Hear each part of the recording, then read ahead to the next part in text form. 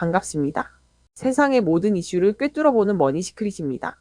오늘 제가 들고 온 소식은 지금 여의도를 넘어 대한민국 전체를 뜨겁게 달구고 있는 아주 민감하고도 중대한 이슈입니다. 경제와 안보는 동전의 양면과도 같죠. 안보가 흔들리면 경제 심리도 요동칠 수밖에 없는데요. 지금 국회 입법회고 사이트 서버가 마비될 정도로 난리가 난 법안이 하나 있습니다. 바로 국가보안법 폐지 법률안입니다. 여러분, 숫자 하나만 먼저 말씀드리겠습니다. 7만 8천 건. 이게 무슨 숫자일까요? 인기 가수의 투표수나 경품 응모수가 아닙니다. 지난 12월 4일 입법 예고된 국가보안법 폐지 법률안에 대해 오늘 7일까지 단 사흘 만에 달린 국민들의 의견수입니다. 보통 입법 예고안의 의견이 몇 건이나 달리는지 아십니까? 많아야 수십 건, 관심 없는 법안은 0건인 경우도 허다합니다. 그런데 사흘 만에 7만 건이 넘었다는 것, 이건 단순한 관심이 아니라 국민적 분노와 우려가 폭발했다는 방증입니다. 지금 국회 상황을 좀 더 자세히 들여다보겠습니다. 지난 2일이었습니다.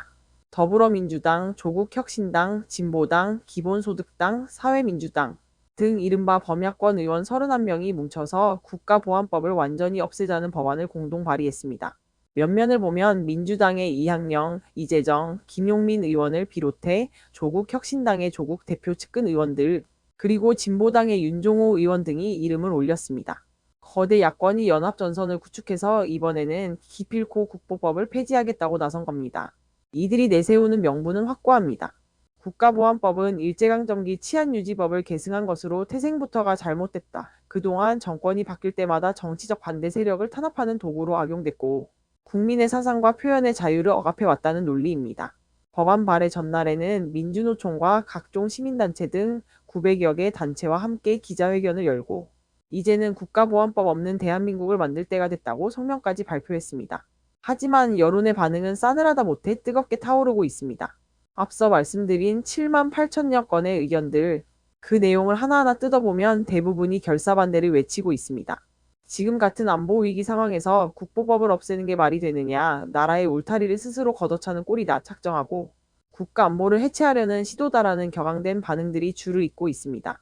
북한과의 대치 상황이 여전하고 국제 정세가 신냉전으로 치닫는 이 시점에 최소한의 안보 안전장치인 국가보안법을 없애는 것은 시기상조라는 것이죠.